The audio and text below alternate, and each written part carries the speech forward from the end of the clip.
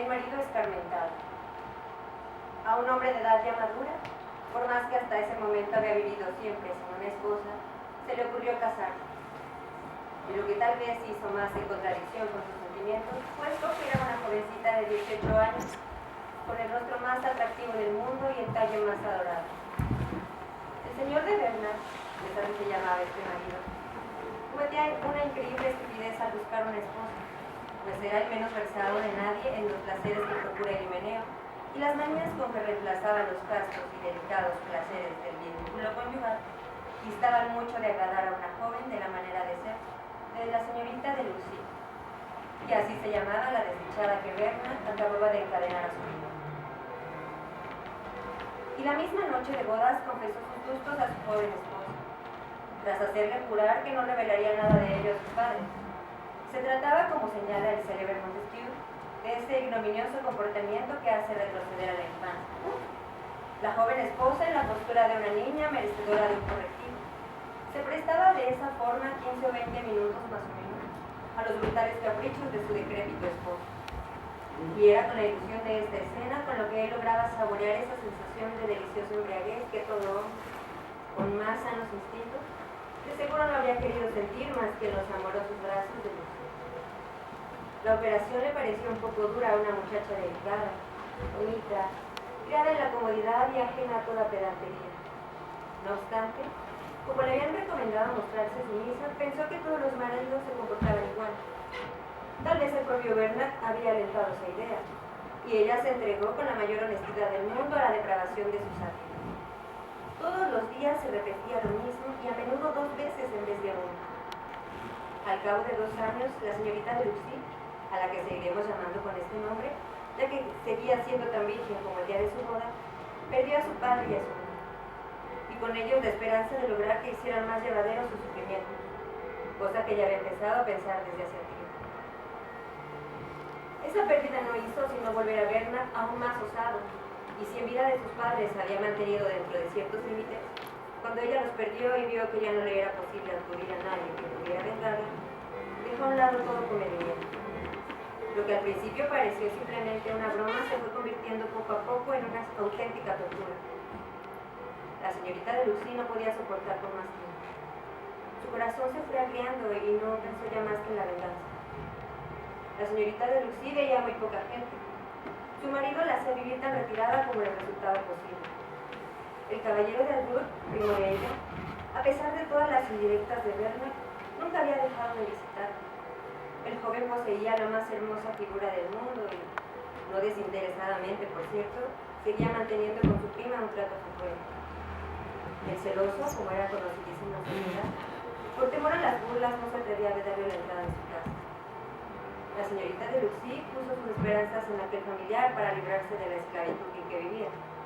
Escuchaba los requiebros que día tras día le dirigía su primo y por fin se abrió totalmente a él y se lo confesó todo. Vengarme de este infame, le dijo, y hacerlo por medio de una escena tal que jamás se atreva a divulgarlo. El día que así lo hagáis será el de vuestro triunfo. Solo a ese precio he de ser vuestro.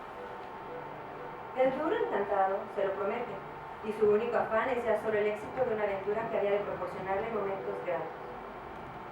Cuando todo estuvo preparado, «Señor», le dice un día a Bert, «tengo el honor de estar demasiado estrechamente ligado a vos, y asimismo tengo en vos demasiada confianza como para no revelaros el secreto himeneo que acabo de contarles». «¿Un himeneo secreto?», le contesta el entusiasmado Bernard, viéndose ya libre de un rival que le hacía esperanza. «Pues sí, señor, acabo de ligar mi destino al de una adorable esposa y mañana es cuando tiene que hacerme feliz. Es una muchacha carente de fortuna, lo confieso, pero ¿qué importa si yo la tengo por los dos? Me caso, para ser sincero, con toda una familia.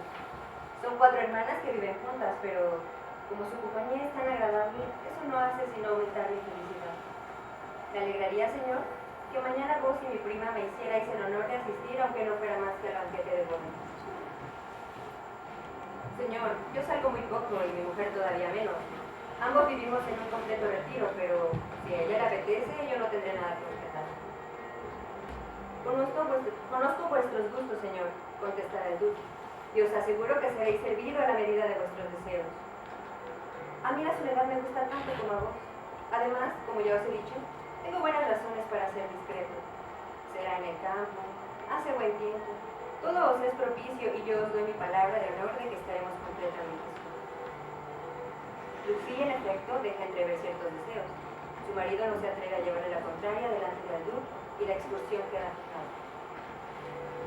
Teníais que decir que sí a algo tan semejante, exclama entre gruñidos tan pronto como se queda a solas con su mujer. Sabéis perfectamente que todo eso no me importa en lo más mínimo. Ya me encargaré yo de acabar con esa clase de caprichos y os advierto que tengo la intención de conduciros dentro de poco a una de mis posesiones, donde no volveréis a ver jamás a nadie, excepto a mí. Y como el pretexto, fundado o no, era un aliciente más para las lujuriosas escenas que el propio Bernac inventaba cuando la realidad no le parecía suficiente, no pierde la ocasión, hace pasar a Lucía a su habitación y le dice: iremos, sí, lo he prometido, pero pagaréis caro el deseo que habéis mostrado. La pobre desdichada, creyéndose ya cerca del desenlace, lo soporta todo sin queja alguna. Haced lo que os plazca, señor, dice humildemente. Me habéis concedido una gracia y solo os debo por mi parte agradecimiento.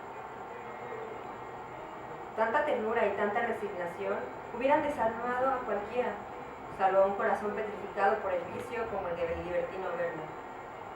Pero nada le detiene. Se siente dichoso y luego se acuestan en silencio. A la mañana siguiente, Aldur, cumpliendo con lo acordado, va a recoger a los esposos y se ponen en marcha. ¿Ves?, dice el joven primo de Lucía al entrar con el marido y su mujer a una casa extraordinariamente apartada. Podéis comprobar que esto no se parece en nada a una fiesta pública, ni un coche ni un lacayo. Estamos, como os dije, completamente solos. En ese momento, 4 corpulentas mujeres, de unos 30 años de edad más o menos, fuertes, llenas de vigor y de 5 pies y medio de estatura cada una, aparecen bajando la escalera y dan la bienvenida de la más cortés al señor y a la señora de Bernac. Esta es mi mujer, señor, dijo Aldur, presentándole a una de ellas. Y estas otras 3 son sus hermanas. Nos hemos casado esta mañana en París al despuntar el alba y os esperamos para celebrar la boda.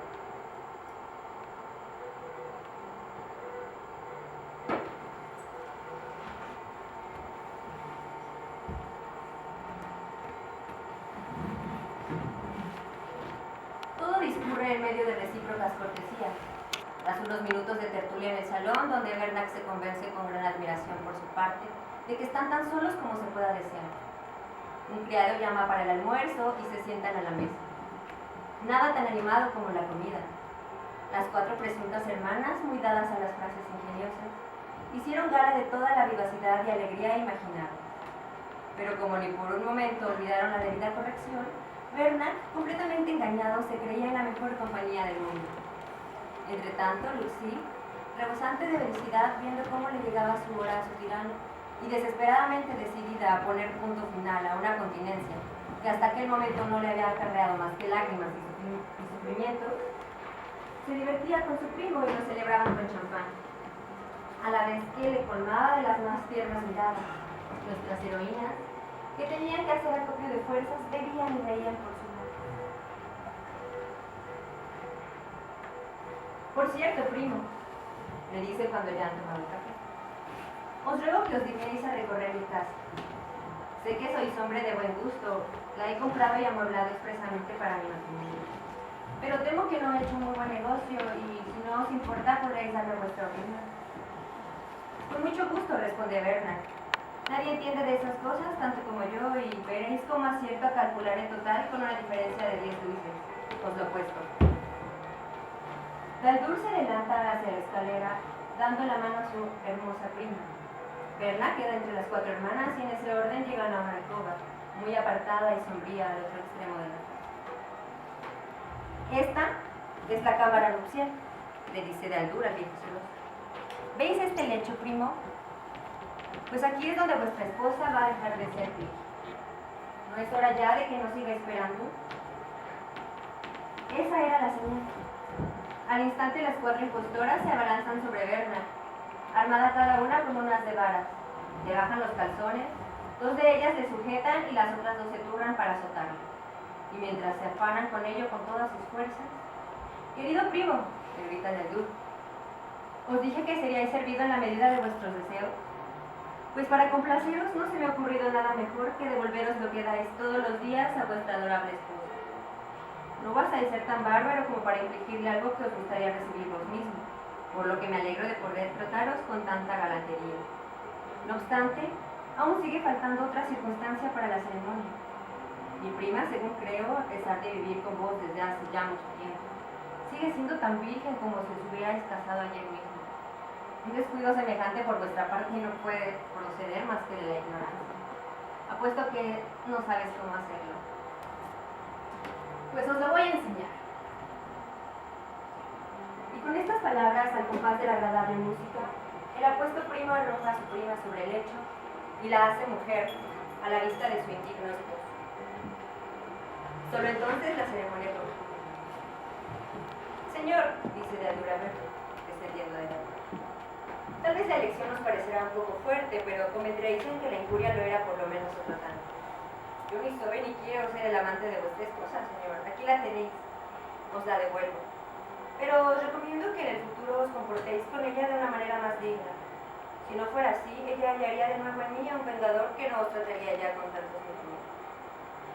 Señora, exclama Berna enfurecida, en verdad este proceder es el que os habéis merecido, señor, le contesta Lucy.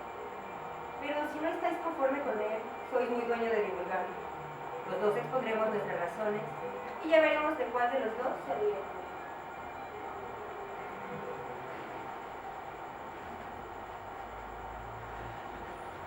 Bernard, confuso, reconoce sus errores. No intenta inventarse más sofismas para legitimarlos y se arroja a los pies de su esposa para implorarle perdón. Lucy, dulce y generosa, le hace levantar y le abraza. Los dos regresan a su casa. Ignoro qué medios empleó Bernard, pero desde aquel momento la capital no conoció nunca una